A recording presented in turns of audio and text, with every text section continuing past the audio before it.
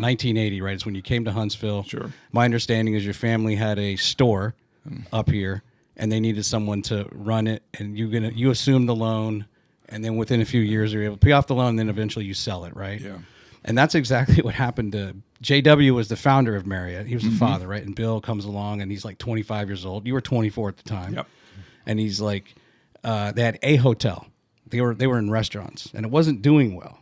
And so he's like, "Hey, Dad, can I like run this?" He's like, "What do you know about running a hotel?" Like, not nothing more than you, because it's not going well. So I just figured I'd take a stab at it, and he just launched into the hotel side of the business. I just was, and when I was doing the research and coming across these experiences, I thought, man, that reminds me a little bit of the Marriott story. Just how you're 24 years old and you move up here on a I don't know, I guess an educated whim. Oh, yeah. My dad had always worked for the Britling Cafeteria organization. It was cafeteria buffet style, meat and taters type place. Like a Chuck-a-Rama or something. Yeah, and he always worked for him, and he moved himself, he was manager, he was an assistant manager, then a manager, then general manager of the chain, and a lot of people don't realize there were about 13, 14 restaurants in that group. And then the man who owned it cut him a deal, and he was able to buy into it, and he actually owned about a third of it.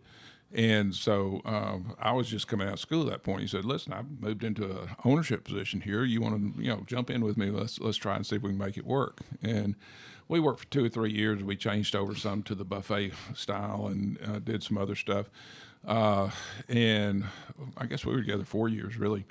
And they decided that he and his new partner who had come in decided that, hey, let's sell these things out, and it's our time to sell them out. So they sold out all the units, and they couldn't find anybody to buy the one in Huntsville, and it was doing good numbers. And my dad said to me, he said, "Listen, you're going to need a job after this, and you might want to look at that place in Huntsville. It's a good place." And so I said, "I don't know, Dad." And I said, I don't need to be, $250,000 in debt. I'm only 24. And he looked at me and said, "The wisest thing anybody ever said." He said, "Son, what have you got to lose?"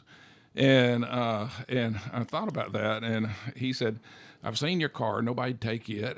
I've seen, your clothes are in boxes. You don't have any real furniture except for frames in a queen size bed.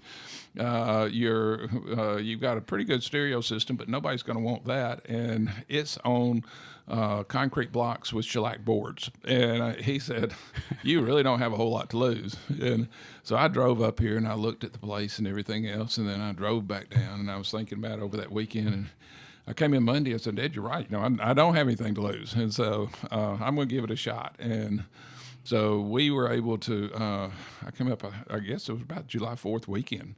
I came up in 1980 and had bought the restaurant, and I had to find $10,000 to put down. So I went to every bank, I went to SBA and everybody, and got some great pep talks, but nobody wanted to invest in partial ownership of a restaurant. And I can understand why. But when we finally got down to it, I realized that I got to take over the place as of August 1st. And August 16th, we were going to close.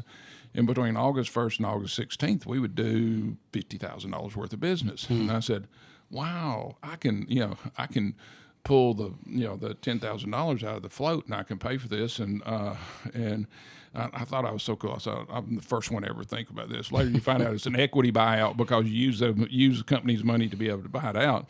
But I was able to start from there.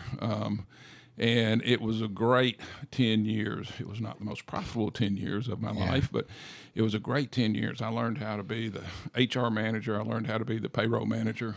I learned how to figure out financial statements real well. Got to learn how to do some cooking. Learned how to work on dishwashers. I learned a little bit of everything that sets you up for the future. And out of all that, you figure out, what's important to you, what's important to you, to your family. You start realizing that, this thing called time that you thought you had all the world of, all of a sudden you don't. when you're working 80 hours a week, you come home, go to bed, get up, and go back to work. And then when you start having a family, how do you continue to do that 80 hours a week and still, take care of your family and still give the attention that you're supposed to your family? So, great learning place. It was a place to learn a lot of life lessons, but also some very, very practical lessons in the business world. So was that on South Parkway? That was at the corner of Governor's Drive and Memorial Parkway. Okay. Right there where the Huntsville Medical Mall is today. Really? In fact, 10, 11 years later, Huntsville Medical Mall was the one who bought us out.